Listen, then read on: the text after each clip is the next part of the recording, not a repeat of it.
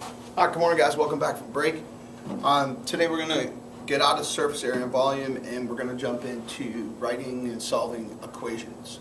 Today we're going to look at solving equations with variables on both sides. I want to begin by first looking at this word variable. So a variable is an unknown number. Typically we're used to seeing a variable with the term x. But we could see it as a K, as a T, as an S, an L, an M, and OP. Really, if you see any letter next to a number, let's say 3K, this K is our variable. That's our unknown. We're multiplying 3 times this unknown number. When they're together like this, that is multiplication. So we're going to be looking at variables on both sides of the equation. Like 5x plus 2 equals 2x minus 8. Determine what is x. There's a couple of steps that we're going to follow. We put these in our notebooks today. One is we write an equation that represents the situation. So we're going to be looking at some word problems. So the word problem is the situation. So we would have to write an equation that represents that situation. It's important that we write it correctly before we solve it. And then second is you solve the equation for the x or for the variable, right? We're solving for the variable by performing inverse operations. So we're going to do the opposite of what we see. It's important to get all the variables on one side of the equation and then the constants, the whole numbers on the other side of the equation. So here's an example. If x plus 5 equals 3x minus 1. So our variable is x. That's our variable. As you can see, we have it on both sides of the equation. Now in this situation, step 1 is already done for us. The equation is written. So all we're looking to do is solve by using inverse operations. I'm going to do that in red. Now to do that, what I want to do is I said we're going to move the variables onto one side of the equal sign. I'm going to move the smaller variable to the other side. So I'm going to subtract inverse positive x, inverse subtract an x. Whatever I do on one side, I'm going to do on the other side. So these two will cancel each other out. If I have 3 x's and I subtract 1 x, I have a total of 2 x's. Some of you guys might want to tell me that I have 3x minus x is 3. We're subtracting 3 x's minus 1 full x. That gives us 2 x's. Now I'm going to rewrite what I have left. So I have 5 equals 2x minus 1. So I've moved the variables. Now I'm going to do the inverse, subtracting 1. The inverse is adding 1. Plus 1. Plus 1. And what do I do? Whatever I do on one side, I have to do on the other side. So these will cancel each other out. 5 plus 1 is 6 equals 2x. So we said that this is multiplication. 2 times x. The inverse of multiplication is division. Divide by 2. Divide by 2. So in this situation, our variable x is equal to 3. Let's check to see if that's correct. Let's put in 3 for the variable. 3 plus 5 is 8. 3 times 3 is 9. Minus 1 is 8. So 8 is equal to 8. So in this situation, our variable, our x, our unknown variable, is 3. We can plug it back into the equation to see if we have the correct answer, if we did our math correctly. If we get, say, 6, 6 plus 5 is 11. 3 times 6 is 18, minus 1 is 17. 11 does not equal 17. We knew we did something wrong. Let's look at a situation where we have a word problem, where we have to take the word problem, write the equation, and then solve for the missing variable. So in this situation, we see a water tank holds 256 gallons, but is leaking at a rate of 3 gallons per week. A second tank holds 384 gallons, but is leaking at a rate of 5 gallons per week. After how many weeks will the amount of the water in the 2 tanks be the same? So that term same here helps me understand that I'm setting them equal to each other. If it's the same, they have to be equal to one another. So that's what that word same is helping me understand. So I have 2 water tanks. I have tank A and I have tank B. Well, tank A holds 256 gallons, but is leaking at a rate of 3 gallons per week. So I have 256 gallons, but it's leaking. So if it's leaking, it's subtracting, it's losing, not gaining, it's losing. It's losing 3 gallons per week. So 3, our variable is weeks. We don't know. It's asking us in how many weeks after how many weeks will the amount of water in the two tanks be the same? So that variable becomes the amount of weeks, or X. So that's tank A. Tank B holds 384. And it's leaking at a rate of 5 gallons per week, or 5X. Okay. So I've gone ahead and I've written my equation to represent the situation. Gallon, water tank A, water tank B. Now I'm going to solve by using inverse operations. So subtracting 3x.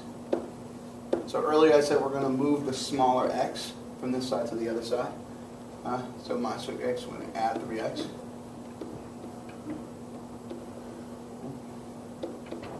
Negative 2x. See, minus negative 5x plus 3x is a negative 2x. So I have 384 minus 2x equals 256. Now, I probably should have added 5x to that side, and that would have given me a positive 2x, because now I'm going to be working with negative numbers, which is a little bit more challenging for some of you guys than working with positives. So I have 384 minus 2x. Well, this is a positive 384. So the inverse of positive 384 is to subtract 384. So minus 384.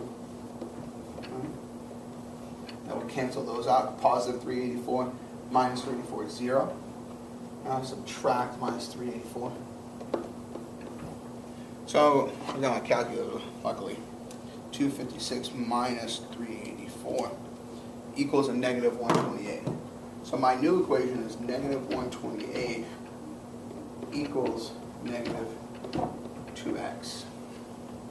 So I have one more step here. I'm going to divide. This is multiplying. Well, I can't divide by 2. I need to divide by negative 2. So I have a negative 2x. So I'll divide by negative 2. Those will cancel those out and give me a positive x. Divide by negative 2. Negative 128. A negative divided by a negative would be a positive. So I'll divide that by 2. And that's going to give me a positive 64. So x equals 64. So after how many weeks will they have the same amount of water? After 64 weeks. All right. I'm going to go ahead and show you guys, go over a couple of the homework problems with you, just to help you out. This is number 8 on the homework. So it says, country carpets charge $22 per square yard for carpeting, an additional installation fee of $100. City carpets charges $25 per square yard, and an additional installation fee of $70. Write and solve an equation to find the number of square yards of carpeting that would be the same. Okay? So let's set them equal to each other. We have carpet company country and the other carpet company city. So this is 22 per square yard, and wants to know how many square yards. So it'd be 22x plus, they have an installation fee of 100, so that's an extra 100. This carpet company charges 25 per square yard, or 25x, and then an installation fee is 70 plus 70. So that installation fee is that extra, right, the 170. This is per square yard. We're now looking at how many square yards of carpeting would it be the same for both companies. So we're going to solve by using inverse operations. So minus 22x gives me 3x plus 70 equals 100. So I'm going to subtract 70 minus 70.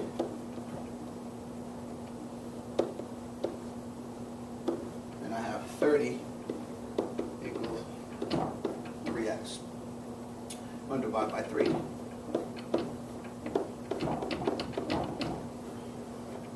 X equals 10. So at how many square yards were they charged the exact same amount? At 10 square yards. 10 is not a lot.